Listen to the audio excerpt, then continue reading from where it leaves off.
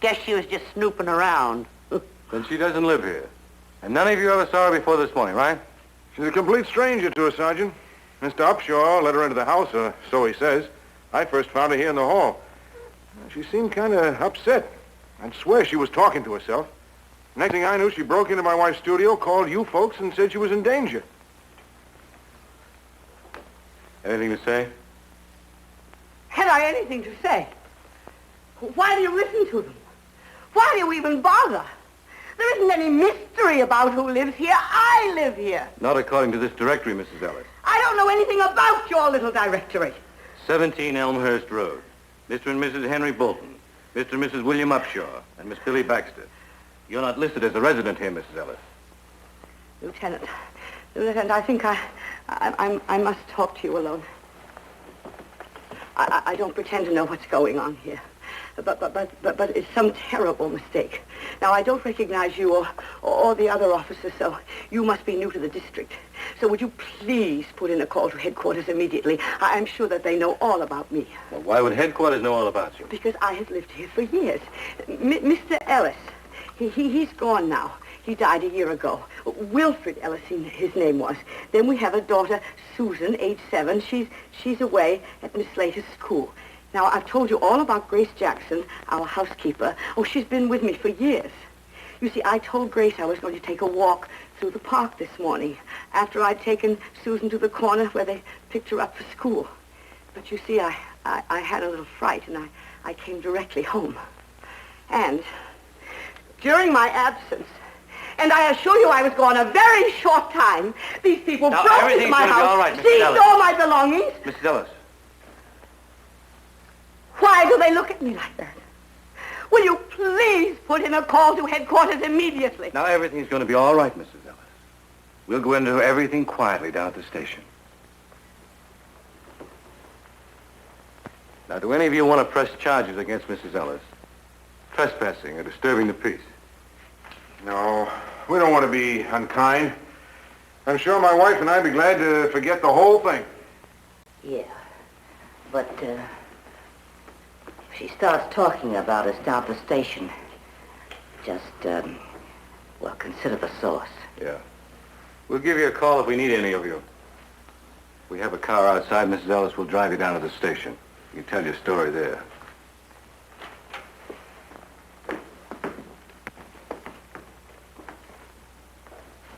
Oh, Sergeant, don't you think it would be very wise if the patrolman stayed here until we return, so that none of these people will escape? Better come along now, Mrs. Ellis.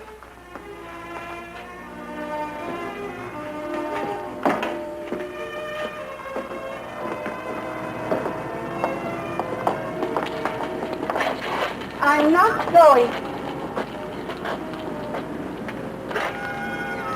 Poor thing. Oh, she got like that. How dare you? How dare you? Help! Help! Help!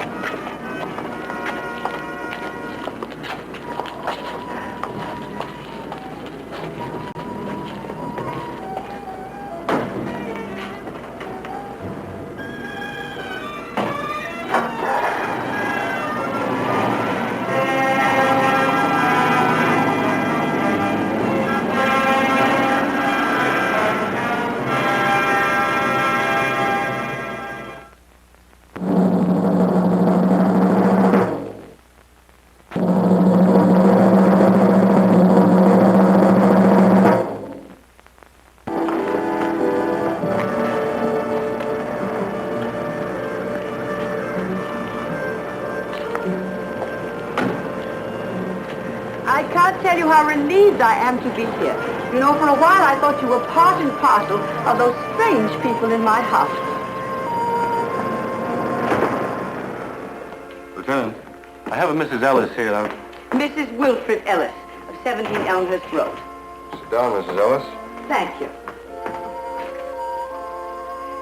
Those notes are in regard to some people who have simply moved into my house and taken over.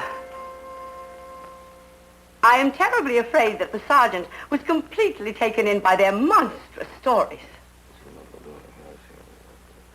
Oh. Would you mind looking at me when I'm speaking to you and listening to what I have to say? No. What is it you have to tell me? My name is Ellis. Mrs. Wilfred Ellis. I live at 17 Elmhurst Road. I am in the telephone book. I am in the city directory. I am very well known in this district. I have lived for many years at 17 Elmhurst Road. Hmm? Do you have any identification on you? Oh, that's very unfortunate. I didn't bring along my handbag when I left the house this morning. Your driver's license. I suppose that's in your handbag? Oh, I don't drive. We gave up our car when Mr. Ellis became ill. There was no need.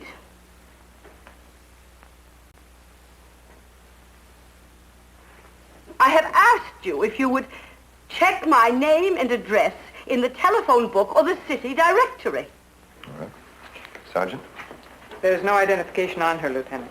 I told you that myself. I am very well known in this district. You can ask the postmaster. You can ask the manager of the Belmont Street Bank. I cash a check there every Saturday. We'll confirm it all, Mrs. Ellis.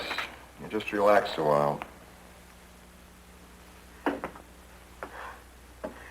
Oh, if I just thought to bring my handbag. I have a calling card case in it. It fits in right next to the mirror. Oh, this whole day has just been one thing after the other. Look here. 17 Elmhurst Road. Mm-hmm. Same here. Yeah, I know. Oh, thank you. Mrs. Ellis, we've checked these books, but you're not in the telephone book or in the city directory. Give me those books. I will show you.